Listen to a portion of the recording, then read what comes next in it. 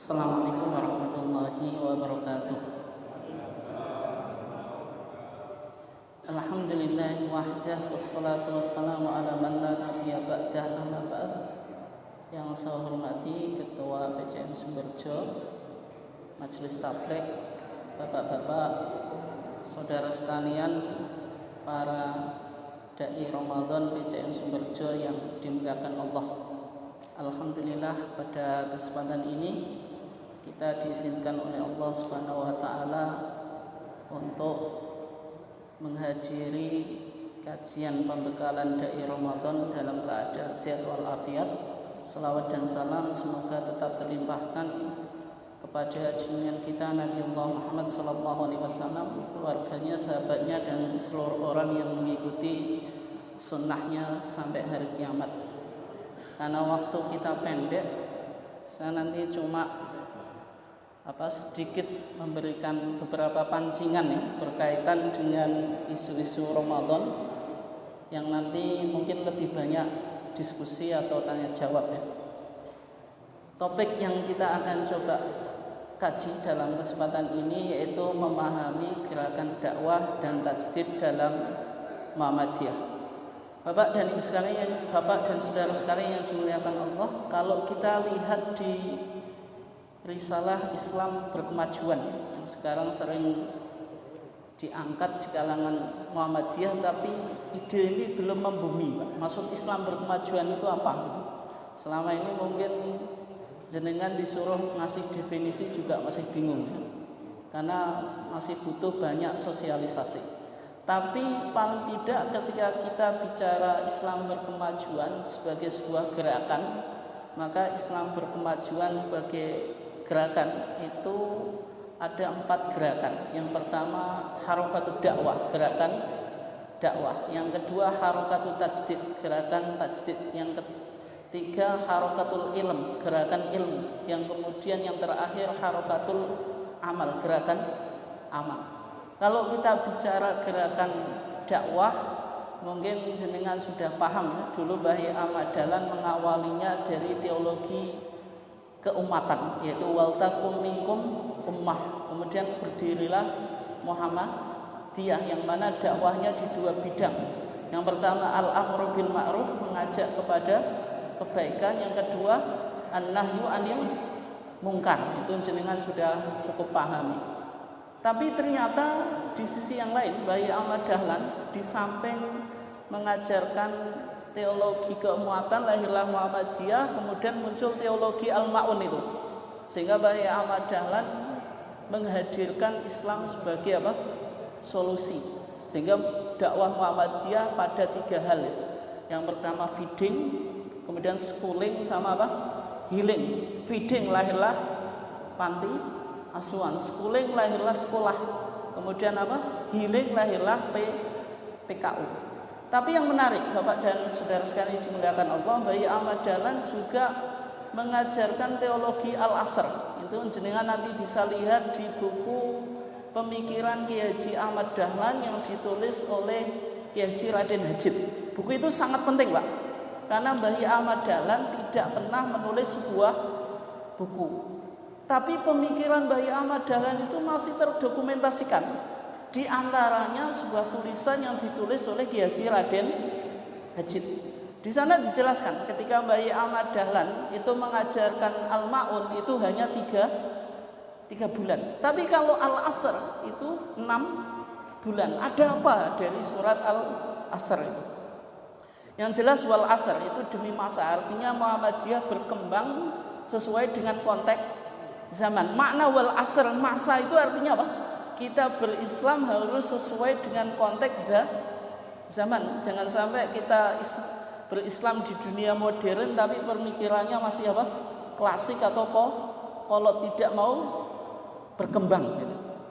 Di sana dikatakan innal insana lafi khusr illa alladziina amanu. Ada iman. Wa amilus sholihat, ada amal soleh. Amal soleh itu tidak cukup dimiliki sendiri, tapi harus didakwahkan, sehingga diteruskan wa tawasau bil haq. Kemudian dalam dakwah tentu kita penuh dengan tantangan, risiko, maka dituntut untuk sabar. Sehingga apa? Ada ilmu, amal, dakwah dan sabar. Itu inti dari surah Al-Asr. Nah, secara umum Muhammadiyah itu sering digambarkan sebagai gerakan Islam, dakwah ma'ruf nahi mungkar, kemudian tajdid. Nah, ini penting, Pak. Mungkin kalau jenengan menganggap Muhammadiyah sebagai gerakan dakwah itu sudah umum ya. Makanya ngirim dai itu ya gerakan dakwah. Tapi gerakan tajdid itu yang saya kira belum membumi di kalangan Muhammadiyah. Nanti tajdid yang ditawarkan oleh Muhammadiyah itu apa gitu. Nah, itu sangat penting untuk kita apa? Pahami. Ya. Yang pertama sumber hukum di Muhammadiyah jelas ya, Al-Qur'an, kemudian sunnah as-sahihah atau maqbulah itu. Itu sebagaimana dalam Masail al-Khams, yaitu kitab 5 masalah yang di situ Muhammadiyah berusaha untuk menjawab 5 pertanyaan, yaitu ma huwa din, apa itu agama, ma hiya dunya, apa itu dunia, ma hiya ibadah, apa itu ibadah, kemudian ma huwa sabilullah, apa itu sabilullah, kemudian ma huwal qiyas, apa itu qiyas. Qiyas juga dijawab oleh Muhammadiyah loh. Meskipun saya tahu kalau warga Muhammadiyah yang masih awam, oh Muhammadiyah hanya Quran dan sunnah, pakai qiyas dan ijma atau enggak, karena sudah milik tetangga sebelah ya. Tapi di HPT kita Muhammadiyah merespon ma huwal qiyas. Qiyas itu bisa maknanya sempit sebagaimana qiyas dalam fikih atau qiyas dalam arti apa? Ijtihad. Nah, di dalam 5 masalah ketika Muhammadiyah menjawab ma huwa din, apa itu agama? Agama itu sumbernya Al-Qur'an, yang kedua sunnah sahihah. Karena kata sahihah itu sebagian ditafsirkan Pak oleh sebagian kelompok Muhammadiyah sebagai hadis yang sahih. Berarti Muhammadiyah hanya mengamalkan hadis sahih. Bagaimana hadis hasan? Diamalkan atau enggak? Nah, itu terjadi perdebatan Pak. Kalau di kalangan Muhammadiyah Jawa Barat ya, karena definisi agama Muhammadiyah sunnah sahihah, berarti ya hanya hadis sahih. Lalu bagaimana kedudukan hadis hasan? Padahal di antara amalan kita Pak, termasuk sholat Idin itu, Idul Fitri dan Idul Adha. Itu apa yang menjadi pembeda sholat Id dengan sholat yang lainnya yang jumlahnya 2 rakaat Pak? Ada takbir yang disebut takbir apa? Zawaid, takbir tambahan. Jumlahnya berapa? 12. Sab'an fil ula, 7 di rakaat pertama, wa khamsan fil akhirah, 5 di rakaat yang kedua. Hadisnya semuanya dhaif. Semuanya apa? Dhaif. Tapi dhaif yuqawi ba'duha ba'dun. Satu dengan yang lainnya saling menguatkan sehingga bisa menjadi hasan li ghairi. Tapi sama Majelis Taklim Jawa Barat ketika itu ditolak. Sehingga di Jawa Barat orang sholat Id itu tanpa takbir apa Pak? Zawaid. Sehingga kalau jenengan sholat Id tanpa takbir zawaid, jenengan kesimpulannya Pak, dirasakan sholat apa ini? Sholat duha Pak. Ini sholat Id tetapi dengan rasa sholat duha. Nah, sehingga ketika itu direspon ya, masuk sunnah sahihah itu makbulah. Sehingga klasifikasi sunnah makbulah di Muhammadiyah semacam ini Pak. Hasan sahih itu ada 2 ya, lidzatihi dan li ghairi. Hasan juga lidzatihi sama li ghairi. Tapi kalau hadis dhaif tidak dipakai di Muhammadiyah. Oke, jelas ya? Sehingga fadhailul a'mal pun di Muhammadiyah harus hadisnya minimal apa? Hasan li ghairi. Meskipun kalau tetangga sebelah membolehkan hadis dhaif untuk fadhailul a'mal, tapi kalau kita di Muhammadiyah tidak bisa dipakai. Okay. Yang kedua, tajdid dalam Muhammadiyah itu maknanya 2 Pak. Nah, ini penting untuk dipahami Pak. Kalau kita belum paham ini, berarti Muhammadiyahnya belum secara keilmuan, belum memahami Muhammadiyah sebagai gerakan tajdid. Tajdid itu maknanya 2. Yang pertama purifikasi, yang kedua dinamisasi. Purifikasi itu dilakukan oleh Muhammadiyah dalam 2 bidang. Yang pertama akidah dan ibadah. Artinya apa? Pemurnian, purifikasi itu apa? Mengembalikan ajaran agama Islam kepada kemurniannya sesuai dengan sunnah Nabi. Contoh purifikasi dalam akidah Pak, jenengan lihat Kitabul Janazah. Muhammadiyah menganjurkan ziarah kubur atau enggak Pak? Atau Muhammadiyah anti ziarah kubur ya? Anti atau oke? Anti atau oke, Pak? 1936 Muhammadiyah sudah membahas ziarah kubur. Meskipun Muhammadiyah sering diidentikan sebagai kelompok apa? Anti ziarah kubur. Dan di situ dikatakan zuru al-qubur lidadkurul akhirah. Ziarahlah kamu ke kuburan supaya ingat akhirat. Tapi ada yang diwanti-wanti oleh Muhammadiyah. Di sana dikatakan wala taf'alu indaha ma lam ya'dzan bihillahu wa rasuluh. Janganlah engkau melakukan ketika ziarah kubur sesuatu yang tidak diizinkan oleh Allah dan Rasulnya. Yang pertama Pak, kadu'aikumul mayyita, sebagaimana kamu meminta kepada mayit. Yang kedua wat tawassulu bihi ilallah, tawasul kepada mayit itu atau dengan mayit itu kepada Allah. Itu yang tidak boleh. Misalnya jenengan dagang nggak laku-laku Pak, pergi kemana Pak? Cari penglaris ke Asmoro, kondi sana Mbah putumu gitu, dagang kok nggak laku-laku. Minta pada Mbah Sunan atau tawasul kepada Allah melalui Mbah, atau tawasul dengan Mbah Sunan supaya apa doanya diterima. Itu di sini apa? Tajdidnya artinya purifikasi. Ibadah juga semacam itu Pak. Kalau kita ada sebuah ibadah meskipun dirumuskan oleh para ulama tetapi tidak ditemukan sumbernya dari sunnah makbulah, maka tidak bisa dipakai. Contohnya kalau jenengan baca sholawat dalam sholat pakai Sayyidina atau enggak Pak?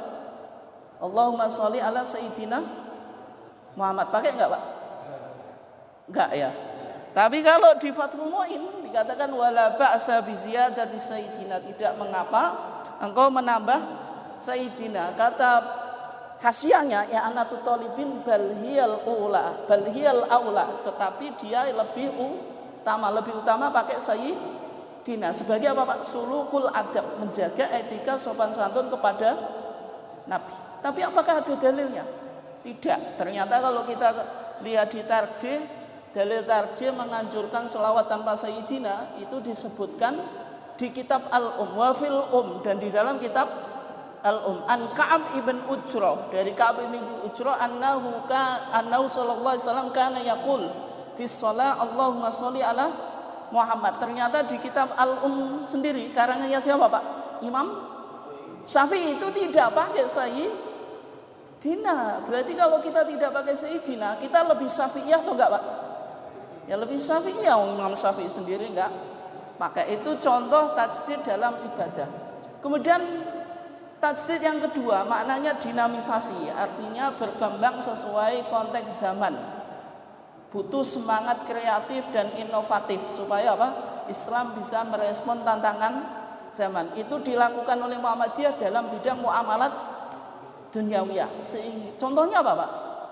Nanti sebentar lagi ribut masalah ru'yah dan hisab. Muhammadiyah memahami kriteria awal bulan Qamariyah itu muamalat duniawiyah, bisa berkembang sesuai dengan konteks zaman.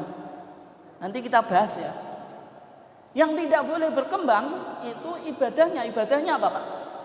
Puasa. Nggak boleh jenengan berdasarkan riset yang terbaru apa? Puasa menurunkan etos kerja, menjadikan manusia malas. Maka waktu puasa perlu dikaji ulang. Boleh nggak? Sehingga kesimpulannya Pak, sahur kita ketika terbenamnya matahari, buka ketika terbitnya fajar, sehingga jenengan bisa puasa sambil tiduran. Boleh atau enggak Pak? Tidak, karena apa? Itu ibadah tidak boleh berkembang karena nas Al-Qur'an qat'i wa kulu washrabu hatta yatabayyana lakumul khaytul abyadu minal khaytil aswadi apa? Minal fajr thumma atimmus siyama apa? Ila lail. Itu nas Quran qat'i, sehingga Muhammadiyah tidak mungkin mudik-mudik waktu puasa gitu. Nah, sehingga tajdid di Muhammadiyah ada dua sayap Pak. Sayap salafi artinya purifikasi. Kalau bidang akidah, bidang ibadah sangat apa? Ketat, harus Quran dan sunnah. Tapi kalau konteks keduniaan, Pak, muamalah duniawiyah itu kholafi, berkembang sesuai dengan zaman. Ini saya kira saya Muhammadiyah yang mungkin jenengan tidak temukan di kelompok yang lain ya. Soalnya ada beberapa kelompok yang mengajak tajdidnya salafi saja. Sehingga Pak anti modernisasi. Tapi kelompok itu ya tetap pakai HP, Pak. Tetap pakai alat teknologi. Kalau di Muhammadiyah bid'ah itu hanya dalam ibadah. Kalau muamalah duniawiyah itu malah wajib bikin bid'ah gitu. Kalau jenengan bikin teknologi lebih canggih itu hukumnya wajib gitu. Nah, ini penyakit akidah atau tauhid ya. Takhayul, bid'ah, khurafat, syirik nggak usah saya jelaskan. Langsung pada poin kita ya, biar kita nanti banyak tanya jawab.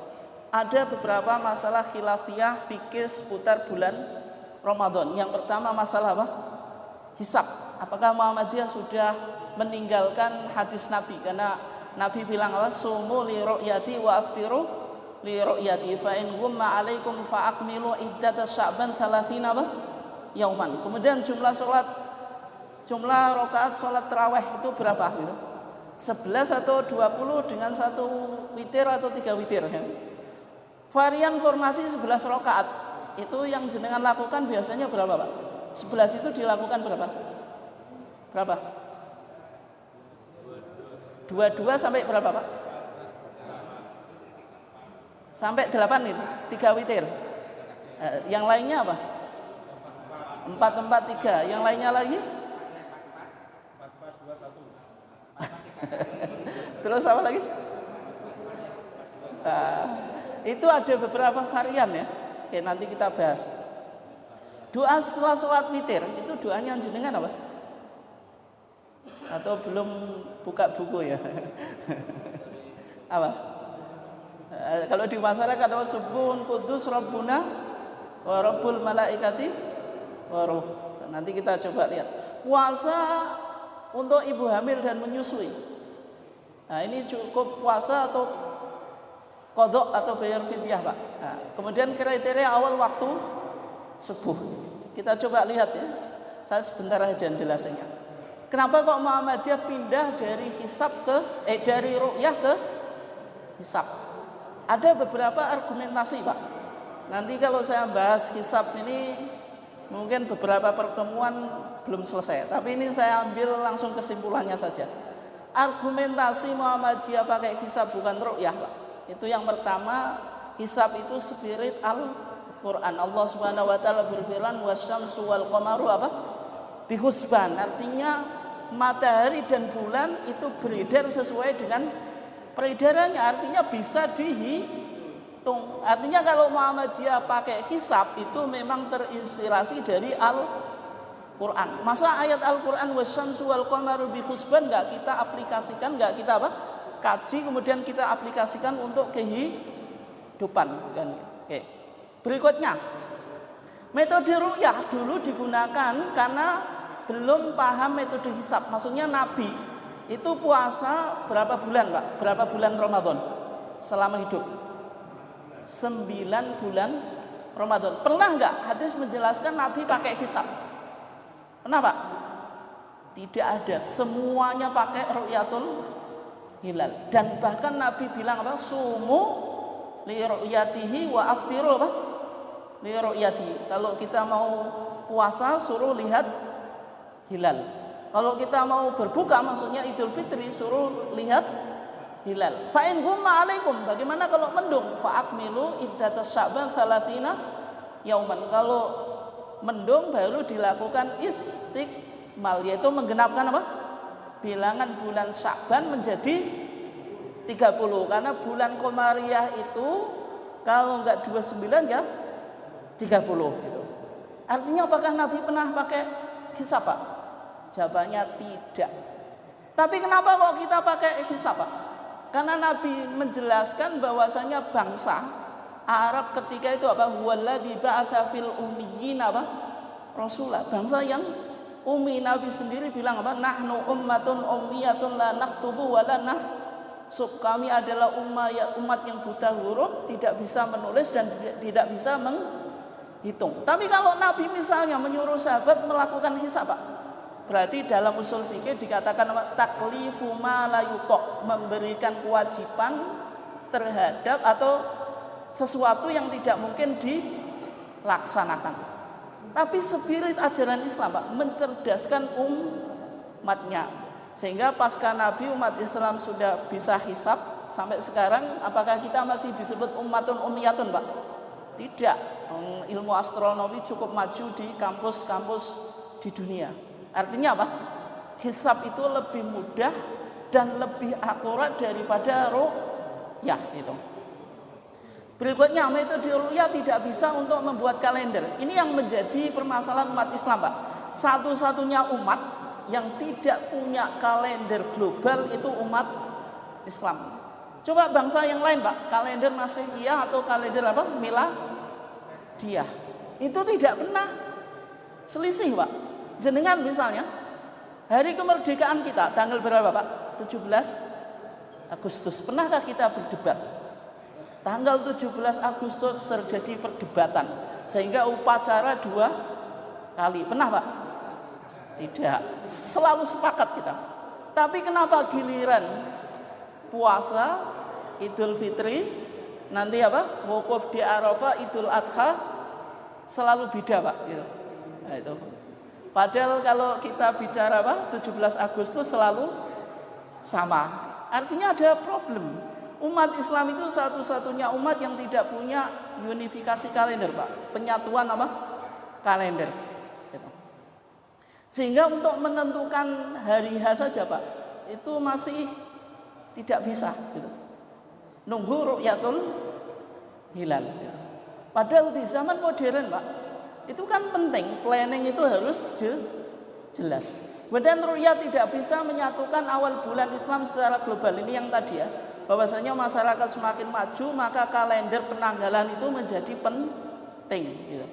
Kemudian terbatasnya jangkauan metode ru'yah. Artinya apa? Ru'yah hanya bisa diperlakukan ke arah timur sejauh 10 jam. Lebih dari itu tidak bisa. Sehingga perlu untuk hisab. Berikutnya, ru'yah menimbulkan masalah pelaksanaan puasa Arafah. Ini yang terjadi apa? Sering juga menjadi masalah. Sebagian umat Islam pokoknya ngikut Saudi puasa Arafah. Ya kalau sekarang mudah, Pak, karena sudah ada WA. Kalau dulu di zaman sahabat, masa ada WA? Gitu.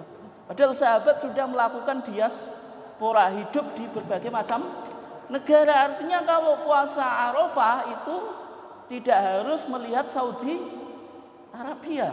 Ini menjadi problem, Pak, gitu. Gitu. Kalau jenengan sekarang menyuarakan itu mudah, Pak, karena sudah ada informasi yang cepat kita akses. Sehingga dari sini Muhammadiyah pindah dari ru'yah ke hisab gitu. Nah, berikutnya masalah sholatul lail. Sholat lail kalau di Muhammadiyah itu memiliki beberapa penyebutan, Pak. Bisa disebut sholat tahajud, bisa disebut sholat witir, bisa kalau di bulan Ramadan disebut qiyamul Ramadan atau sholat tarawih. Semuanya maknanya apa? Sama, meskipun kalau kita baca di Fathul Mu'in ya, kitab yang populer di Indonesia, nanti kalau sholat witir itu jumlah minimal rakaatnya berapa, Pak? 1, maksimalnya berapa? 11. Kalau sholat tarawih berapa rakaat, Pak, kalau di fikih? 20 rakaat. Semua imam mazhab bilang 20 rakaat. Gak ada sholat tarawih 11 rakaat. Kemudian kalau sholat tahajud berapa jumlah rakaatnya, Pak? Yang jelas sholat tahajud itu sholat yang dilakukan setelah tidur. Kalau misalnya di Fathul Mu'in la hadda, tidak ada batasan. Tapi kalau di Muhammadiyah, Pak, meskipun sholat-sholat ini memiliki nama yang berbeda-beda di kitab kuning atau di kitab fikih, tapi esensinya sama, sehingga yang dipakai acuan hadis ini sebenarnya muttafaqun alaih ya, yaitu Yang hadis Aisyah, Pak. Kenapa kok Aisyah, Pak? Karena Aisyah itu saksi kunci. Kenapa? Karena sholat lail Rasulullah itu secara umum banyak dilakukan di rumah atau di masjid, Pak? Di rumah. Kalau di rumah saksi kuncinya siapa? Aisyah. Oleh sebab itu Aisyah itu sahabat yang paling atau sahabiah yang paling banyak mengetahui sholat malamnya Rasulullah. Apakah sebagian sahabat yang lain juga meriwayatkan? Ada, Pak. Ibnu Abbas. Ibnu Abbas itu ketika mabit di Maimunah. Maimunah itu siapa? Bibinya Ibnu Abbas. Siapa Maimunah? Istrinya Rasulullah. Tapi nginap di rumah Maimunah itu kan jarang-jarang, Pak. Sahabat yang lain juga meriwayatkan, Pak. Tapi kesimpulan para ulama ya, ketika ada hadis Aisyah dalam masalah sholat lail bertentangan dengan sahabat-sahabat yang lain, maka yang didahulukan hadis Aisyah. Oleh sebab itu hadis Aisyah ini penting, Pak. Ketika ada seorang muridnya Aisyah bertanya kepada Aisyah, Aisyah itu pasca Nabi menjadi muftiyah, Pak, pemberi fatwa. Yang tanya juga laki atau sahabat laki-laki, yaitu namanya Abu Salamah ibn Abdirrahman. Dia pernah bertanya kepada Aisyah. Pertanyaannya coba jenengan perhatikan ya. Kaifa itu apa artinya? Bagaimana? Kanat sholatu Rasulillah, sholatnya Rasulullah fi Ramadan. Ditentukan waktunya enggak, Pak? Ya. Bagaimana? Kalau pertanyaan bagaimana itu jawabannya apa, Pak? Bagaimana cara naik sepeda? Nanti yang disebutkan apa? Tata cara pelaksanaan. Waktunya apa, Pak? Di bulan Ramadan. Coba jawabannya Aisyah bagaimana? Maka Rasulullah sallallahu alaihi wasallam yazidu fi Ramadan wala fi ghairi. Rasulullah itu tidak menambah di bulan Ramadan wala fi ghairi, dan di luar bulan Ramadan. Pertanyaannya tadi apa, Pak? Di bulan Ramadan, tapi dijawab lebih, menunjukkan apa, Pak? Orang yang mengasih jawaban boleh memberikan jawaban lebih lengkap daripada yang ditanyakan. Makanya Aisyah, Pak, menjelaskan sholat malamnya Rasulullah di bulan Ramadan dan juga apa? Di luar bulan Ramadan. Tidak lebih ala ihda asrota rakaatan atau 11 rakaat. Berarti kaifa itu nanti jawabannya apa?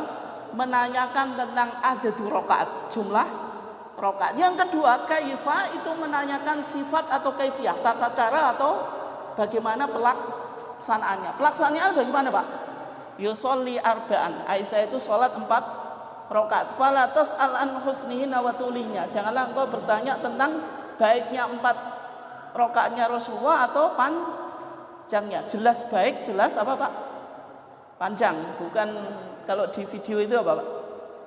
20 rakaat dilakukan berapa menit, Pak? 7 menit, Pak. Itu baik dan panjang atau enggak? Tidak. Itu baik, sholat yang baik itu memenuhi apa, Pak? Rukunnya, karena ketika rukun ditinggal sholatnya tidak sah. Itu di antara rukun yang terpenting apa, Pak? Tumak ninah. Kemudian melakukan sunnah itu juga penting. Itu sholat yang baik. Berarti kalau sholatnya Rasulullah jelas rukunnya dilakukan semuanya, sunnahnya dikerjakan semuanya. Kalau jangan Allahu Akbar langsung Al-Fatihah terus rukuk, Pak, sholatnya sah atau enggak? Sah. Tapi melakukan sunat enggak? Tidak gitu. Wa tulihina juga panjang, Pak. Tsumma yusolli arba'an falatas alan husniuna wa tulina. Terus Rasulullah melakukan 4 lagi, tsumma yusolli salatan, kemudian 3. Hadis ini, Pak, disoal oleh sebagian kelompok.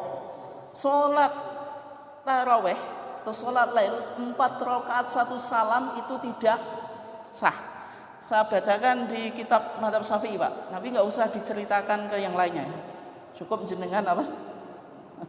Cukup jenengan ketahui saja ya. Di Madzhab Syafi'i sholat tarawih ya. Walau sholla arba'an, kalau seseorang sholat 4 rakaat, sholat apa? Tarawih. Bitaslimatin, dengan 1 salam, lam tasihha, maka tidak sah. Berarti sholatnya orang Muhammadiyah 4 rakaat tarawih 1 salam itu tidak sah. Kenapa, Pak? Menurut mazhab Syafi'i sholat tarawih itu dari sononya ya 2 rakaat, 2 rakaat. Ketika dirubah formasi rakaatnya berarti menjadi tidak sah. Tapi nggak usah diceritakan ini di masyarakat, memang lebih baik mereka nggak tahu. Nggak canda Pak, canda. Yang kedua, pelaksanaan 4-4-3 ini disoal karena Nabi di satu hadis bilang apa? Hadis Ibnu Umar Pak, muttafaqun alaih, sholatul laili mathna mathna. Sholat malam itu 2 rakaat, 2 rakaat. Maksud hadis ini Rasulullah sholatnya itu 2 kali salam. Ketika sudah dapat 4 baru apa? Baru apa? Duduk lama gitu. Tapi pelaksanaannya 2. Tapi sama pengarang Subulus Salam. Siapa Pak pengarang Subulus Salam? Al-Imam As-Sun'ani. Jenengan nanti lihat ya. Yang lebih rojih sesuai dengan dohir hadis ini, yusolli arba'an itu ya 4 rakaat bitaslimatin wahidatin. Kalau kita maknai mathna itu kita melakukan takwil. Itu jawaban Muhammadiyah. Ini sangat kuat ya. Meskipun saya tahu beberapa kelompok mensoal tentang yusolli arba'an itu maknanya bukan 4 rakaat 1 salam. Oke. Itu tata cara yang kedua. Tata cara yang pertama Pak. Nanti kita coba lihat ya. Kenapa kok Muhammadiyah 11 rakaat Pak? Ini menarik Pak. Di kitab Al-Muwatta. Muwatta itu yang ditulis oleh siapa? Al-Imam Malik gitu. Waktu masa Umar ibn Khattab, karena tarawih itu baru muncul di masa Umar ibn Khattab itu. Umar bin Khattab suatu malam jalan-jalan ya, melihat sahabat itu sholat tapi tidak teratur Pak. Sholatnya apa? Ada yang sendirian, ada 1 orang apa? 1 makmum, 1 orang 2 makmum, 1 orang 3 makmum. Yang jelas imamnya tidak boleh 2. Kenapa? Karena sholat itu tidak mungkin imamnya 2. Itu ketika itu jumlah rakaatnya berapa? Di Al-Muwatta ternyata ada 2 keterangan Pak. Yang pertama hadis Yazid ibn Ruman. Ini yang digunakan oleh mazhab Syafi'i sebagaimana dalam kitab Fathul Mu'in. Kalau jumlah rakaat tarawih itu berapa? 20 rakaat. Misalnya dari Yazid ibn Ruman ya. Kana nasu yaqumuna fi zamani Umar bin Khattab fi Ramadan bi 23 rakaatan. Orang-orang melakukan sholat malam di zaman Umar bin Khattab di Ramadan dengan 23 rakaat. Ini hadis yang digunakan oleh mazhab Syafi'i. Tapi hadis yang lainnya Pak, di sana dikatakan dari Sa'ib ibn Yazid, Umar bin Khattab memerintahkan Ubay bin Ka'ab dan Tamim ad-Dari ayyaquma lin-nasi bi 11 rakaatan. Cuma 11 rakaat. Berarti kalau ada 2 hadis Pak, kontradiksi yang dilakukan apa? Pertama thariqatul jam'i wa taufiq. Hadis itu disinkronkan supaya sampai pada kesimpulan bisa diamalkan kedua-duanya. Bisa diamalkan keduanya Pak? Bisa ya. Kalau jenengan sekali-kali apa? 11 sekali-kali 2 3. Tapi itu kalau semuanya sahih Pak. Yang menjadi masalah bagaimana kalau yang satu dhaif, sehingga yang ditempuh tarjih hadis ini tidak bisa disinkronkan, maka harus ditempuh apa? Tarjih. Tarjih itu apa Pak? Memilih dalil yang lebih kuat untuk diamalkan, meninggalkan dalil yang dianggap apa? Marjuh, tidak kuat. Hadis Yazid ibn Ruman itu ternyata mursal. Yang bilang mursal itu Imam Nawawi. Imam Nawawi itu siapa Pak? Syekhul madhab. Syekhnya madhab Syafi'i sendiri. Di kitab Al-Majmu' ya, yang ini syarahnya apa? Al-Muhadzab yang ditulis oleh Abu Ishaq Asy-Syirazi ya. Fa inna Yazid bin Ruman lam yudrik Umar. Sesungguhnya Yazid bin Umar itu tidak pernah ketemu Umar ibn Khattab. Bagaimana kok meriwayatkan hadis yang bilang bahwasanya para sahabat melakukan apa? Salat di bulan Ramadan berapa? 23 rakaat. Oke. Berikutnya Pak, tata cara sholat lail ya. Tadi sudah kita bahas formasinya 4-4-3. Boleh 2, 2-2 sampai 8, terus 3 witir. Karena Nabi bilang apa? Sholatul laili mathna. Kemudian witirnya hadis Aisyah tadi. Bisa juga 22 sampai 10 berarti berapa salam Pak? 5 salam. Kemudian 1 witir. Itu hadis Zaid Ibn Khalid Al-Juhani. Itu. Nanti jenengan bisa lihat di HPT kita Pak. Kemudian ada sholat iftitah. Ini yang mungkin Zaid Ibn Khalid Al-Juhani. Ini yang mungkin belum begitu familiar di kalangan Muhammadiyah. Sholat iftitah itu apa Pak? Sholat menjadi pembuka sholat malam. Itu termasuk ya apa? Sholat taraweh itu. Atau juga bisa disebut rakaataini khafifain, 2 rakaat yang ringan-ringan. Yang jelas sholat iftitah itu sumbernya sunnah qauliyah dan fi'liyah Pak. Ada hadis Aisyah dan Abu Hurairah. Karena keterbatasan waktu saya nggak bisa menjelaskan ya.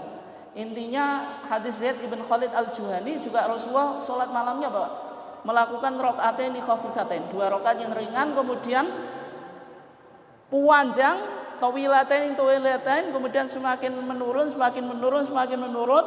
dapat 10 1 witir, karena tambah sholat iftitah 2 rakaat jumlahnya berapa Pak? Semuanya 13. Tapi kenapa yang menarik tadi Pak? Ketika kita buat grafik panjang semakin turun, kenapa Pak?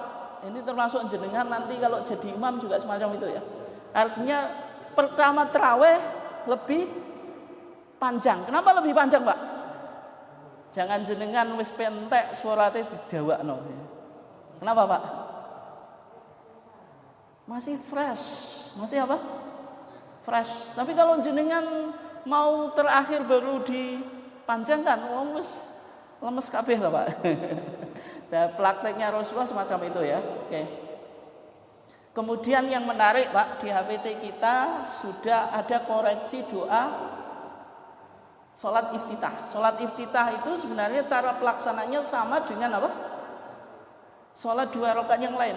Tapi ada 2 perbedaan Pak. Yang pertama ada doa iftitah secara khusus. Yang kedua tanpa baca apa? Surat. Tapi doa iftitahnya di HPT kita ada kesalahan Pak.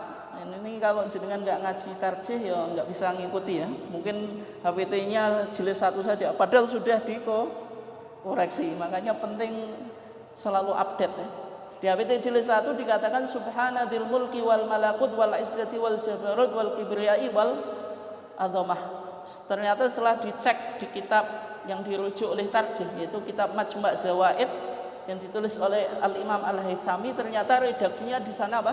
Subhanallah dzil malakut wal jabarut wal kibriya wal azamah. Jadi kalau jenengan belum hafal, hafalin yang bawah. Tapi kalau sudah hafal gimana? Ya, padahal apa Pak? Mengkoreksi hafalan itu lebih susah ya. Tapi paling tidak yang pilih yang bawah yang sudah dikoreksi ini yang lebih akurat Pak.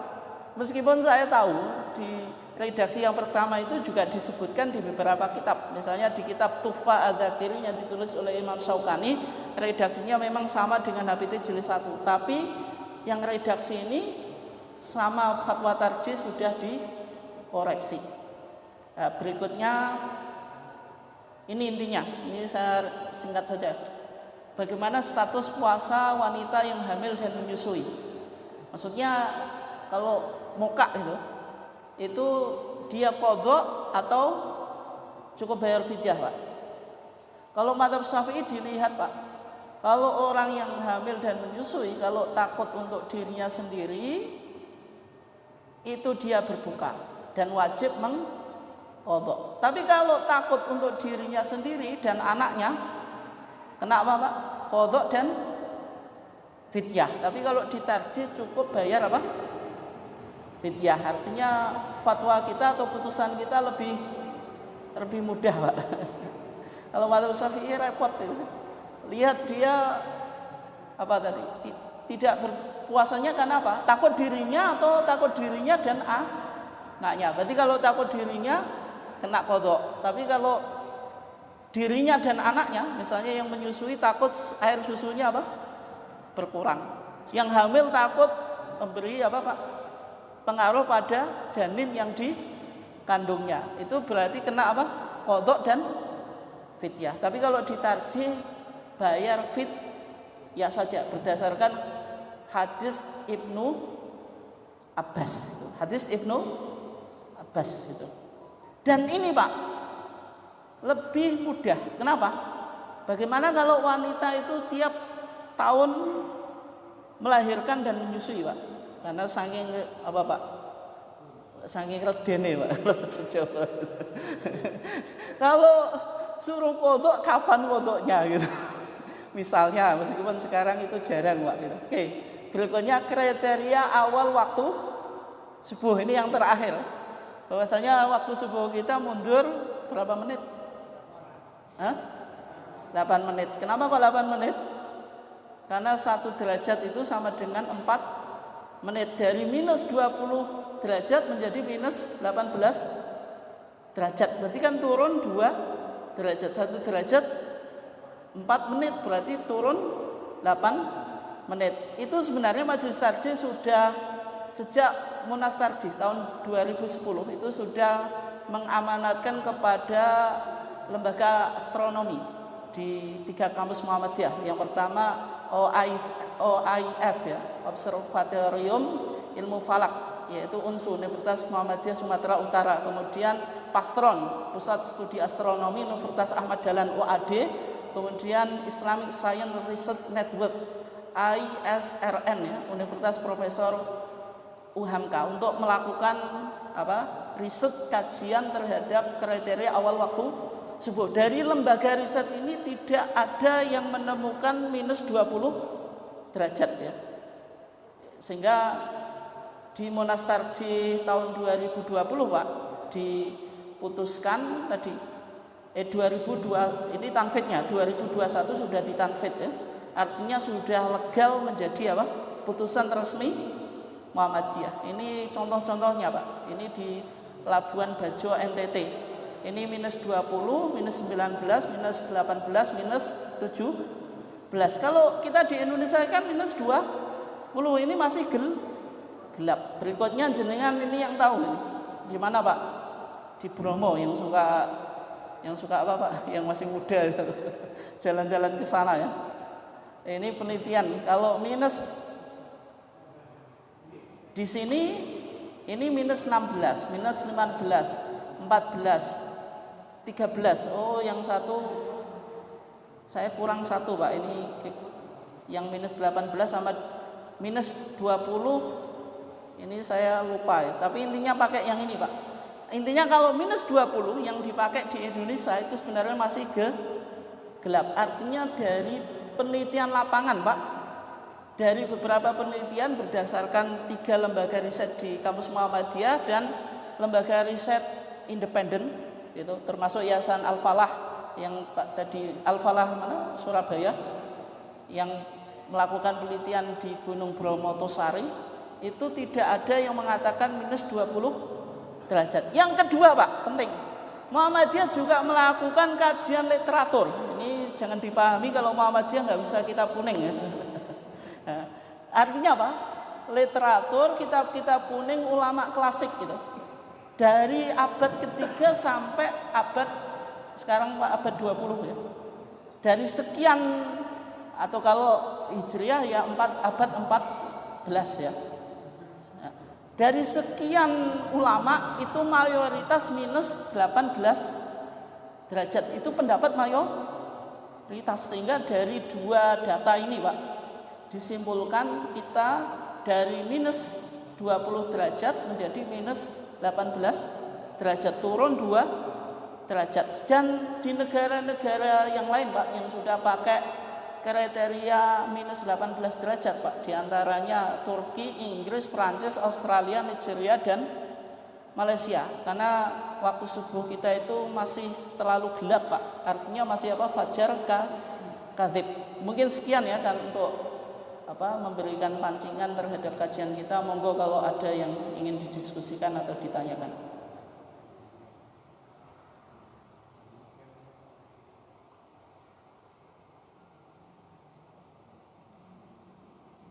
Silakan. Nggih, monggo Pak. Nggih. Terima kasih. Assalamualaikum warahmatullahi wabarakatuh. Assalamualaikum.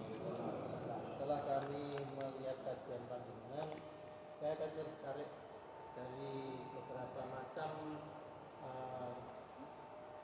sholat tarawih. Nggih. Ada yang 4 plus 3, 2 plus 1 dan seterusnya.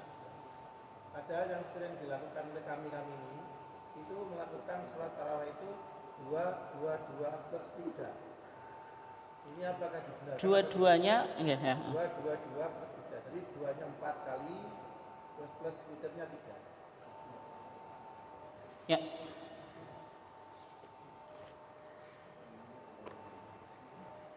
Jadi kalau jumlah maksimal sholat tarawih itu Muhammadiyah tadi pakai hadis Aisyah, maka Rasulullah SAW yazidu fi Ramadan wala fi ghari ala apa? Ihda asrata rakaatan, sepakat jumlahnya 11. Tapi kemudian pelaksanaan 11 itu bagaimana tadi?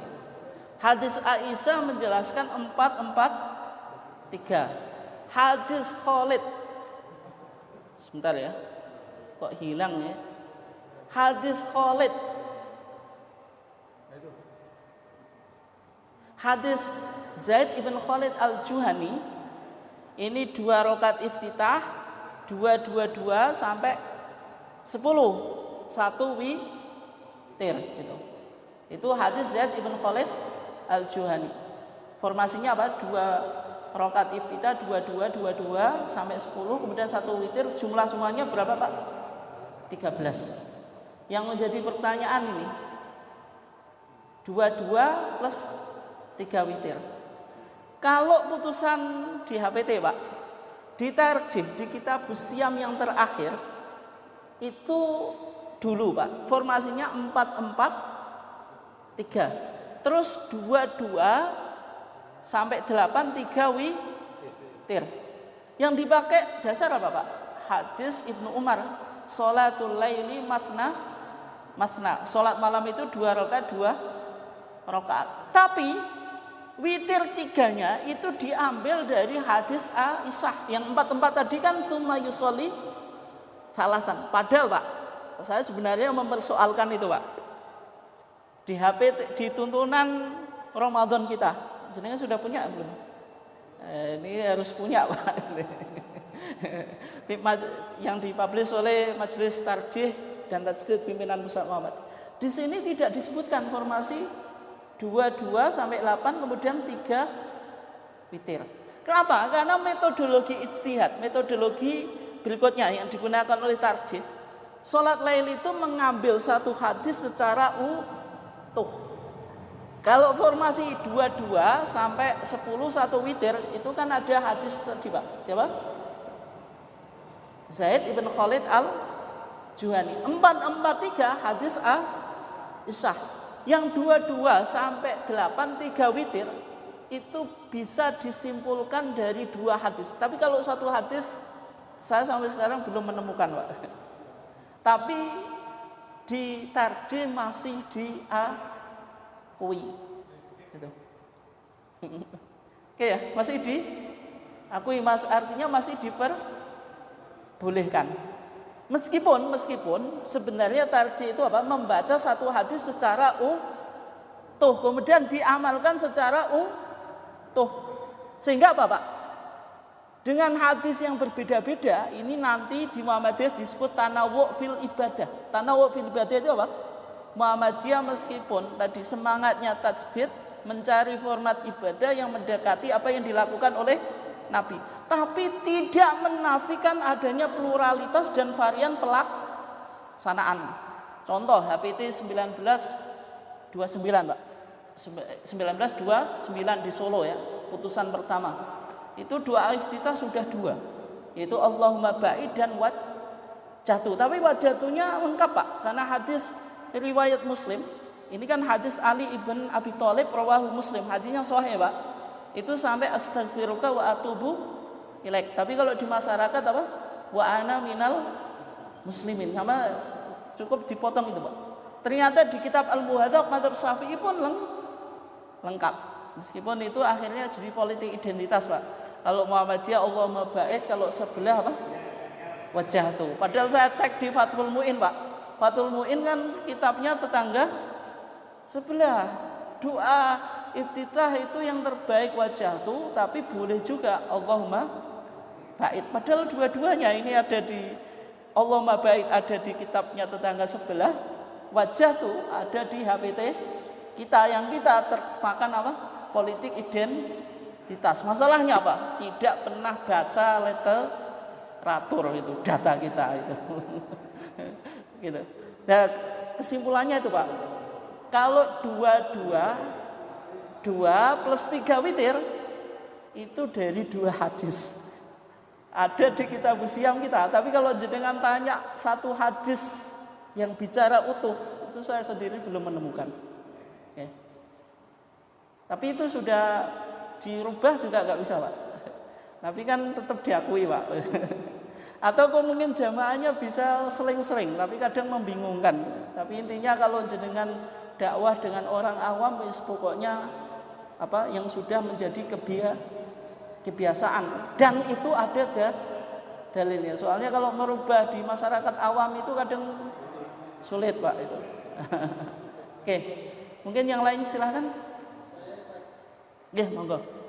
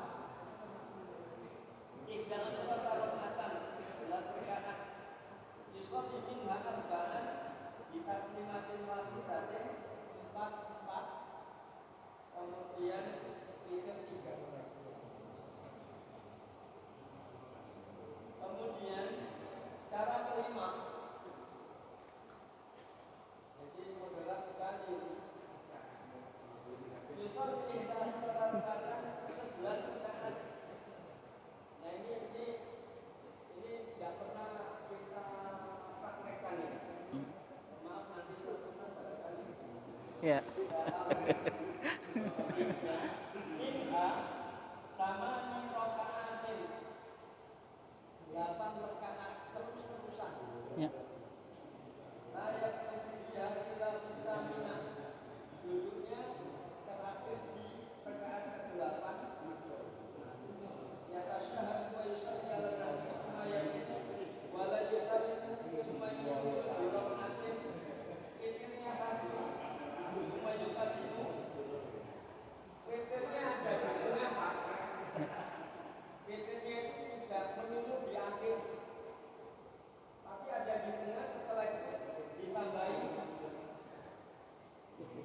Dua rakaat. Ya. Jadi macam-macam cara imam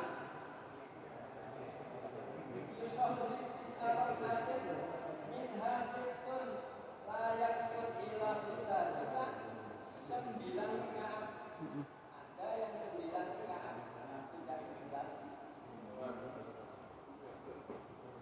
Dulunya di rakaat yang ke-6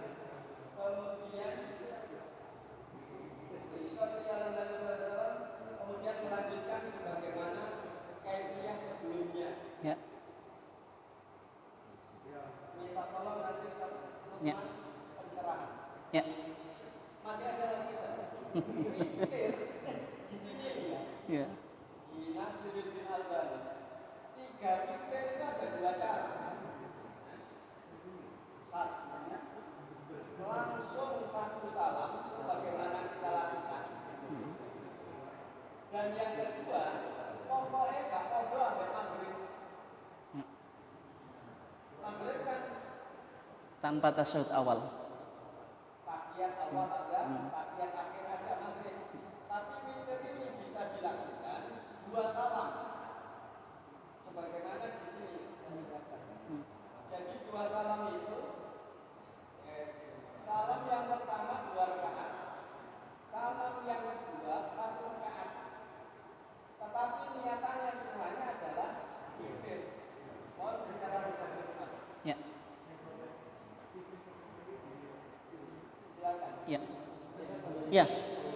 Jadi yang saya sampaikan tadi ya, pelaksanaan Qiyamul Ramadan yang paling mudah yang bisa dipraktekkan di masyarakat. 3 formasi tadi, 4-4-3, 2-2-2 sampai 8-3 witir. Meskipun ini penggabungan 2 hadis. Kemudian 2-2-2 sampai 5, berarti 5 salam, 1 witir. Gitu. Ini tanpa menghitung sholat iftitah loh. Berarti kalau di sholat iftitahnya dihitung berarti 13. Apakah ada formasi yang lain, Pak? Sebagaimana Ustaz Adib sampaikan tadi, masih ada. Memang di Qiyamul Ramadan yang ditulis oleh Syekh Nasiruddin Albani itu sebagian data dari Majelis Tarjih juga dari kitab itu, Pak. Tapi tidak semua Majelis Tarjih sepakat dengan Syekh Nasiruddin Albani. Ada yang sepakat, ada yang tidak. Gitu. Di antara formasi yang lain, Pak, ini kalau jenengan praktekan di masyarakat, Pak, yo rame itu. Dan juga apa? Kalau mau mempraktekkan harus pengumuman. Ya, harus diumumkan.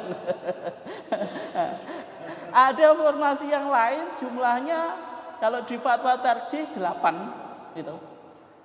8 plus 2 plus 1. Itu berarti 8 rakaat nyambung. Kemudian 2 plus 1 11. 4 plus 3, kemudian apa? 4 plus 3 berapa? 4 rakaat ditambah 3 rakaat 7.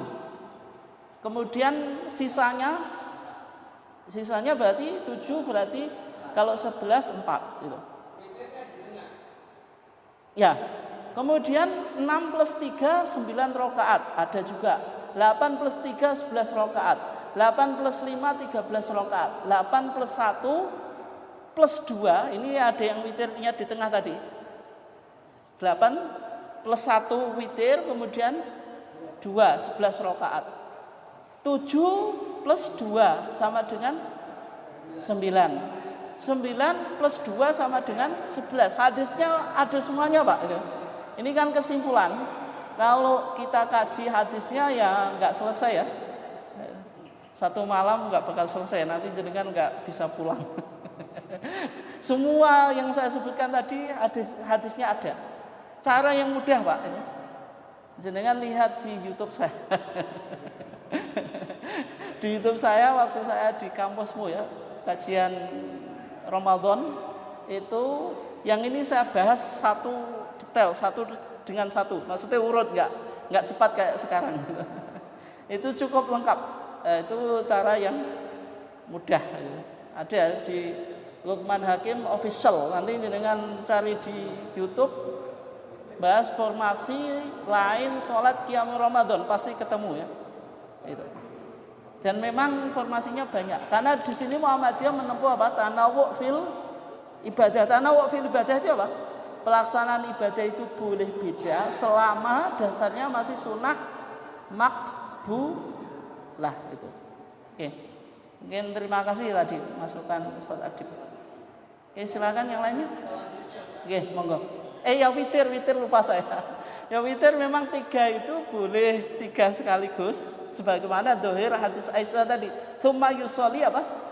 Salatan, berarti ya 1 salam. Tapi kalau kita lihat hadis Khalid ibn Zaid al-Juhani tadi Pak, seolah-olah kan witirnya 2 baru plus 1 tadi, itu bisa juga. Oke, monggo.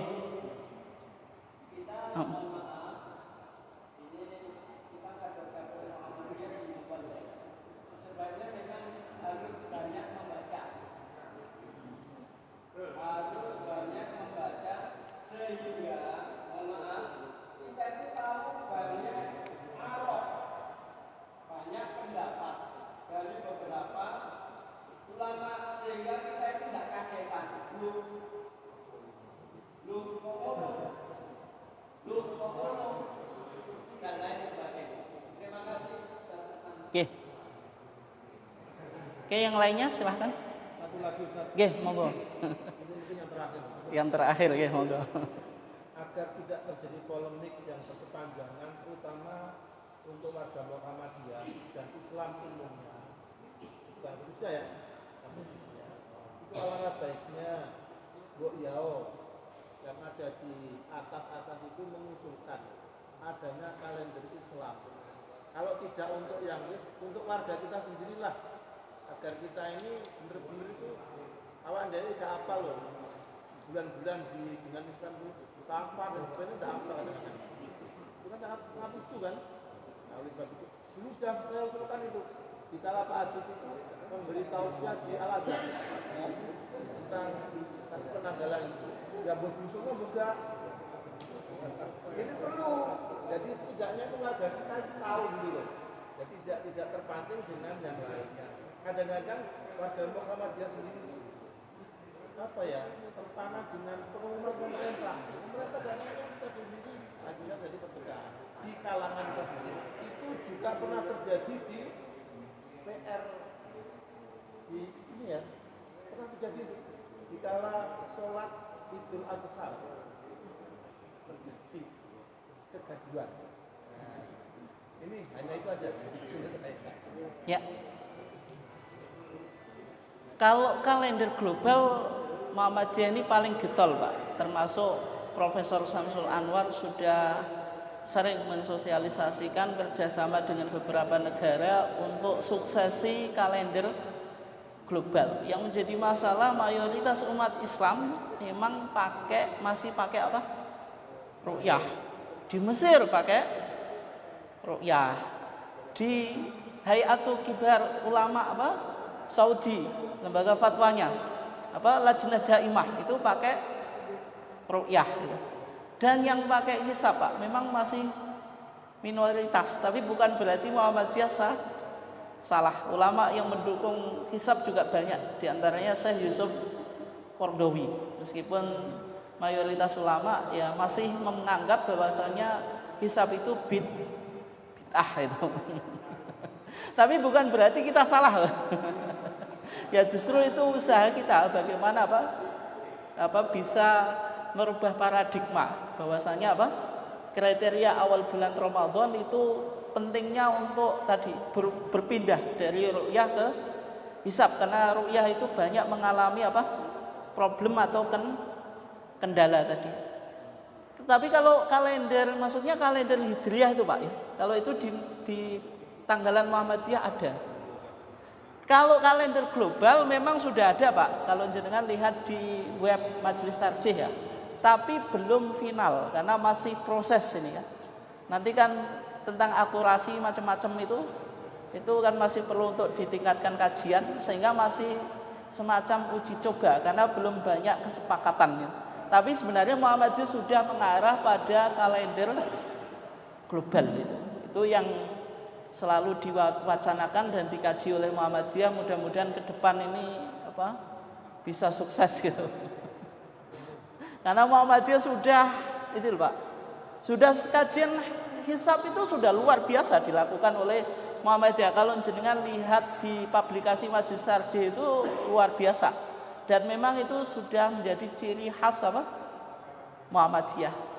Kalau itu pernah mensoal HPT kita Pak di Kitabus Syiyam. Dia kan punya HPT cetakan 2 itu dipublish 1971. Kalau di Kitabus Syiyam kita itu katanya apa? Enggak ada keterangan bil hisab. Kalau jenengan lihat di APT, Pak. Idza syahidta syahrul Ramadan, kalau engkau menyaksikan bulan Ramadan. Muhammadiyah ketika itu mengakui 4 cara, Pak, bi ru'yatil hilal. Yang kedua apa? Syahadati adlin, persaksian orang adil. Bistikmal Sya'ban 30 yauman, menggenapkan bulan Sya'ban menjadi 30 in huma au bil hisab. Yang kata itu MM tahu kan? Itu yang sering bikin kontroversial di Talun dan di au bil hisab enggak ada. Saya HPT ini cetakan mulai yang buku Pak? Buku petilan dulu. Itu saya punya datanya, Pak.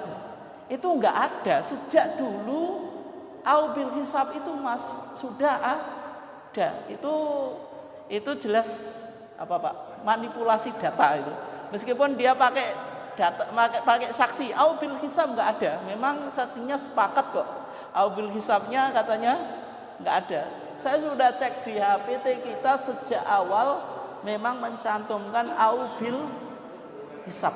Enggak ada satu HPT pun yang tidak memasukkan, maksudnya cetakan HPT yang tidak menyebutkan au bil hisab. Mungkin sekian ya. Kurang lebihnya mohon maaf. Mudah-mudahan ini mencerahkan ya, Pak, tidak membingungkan.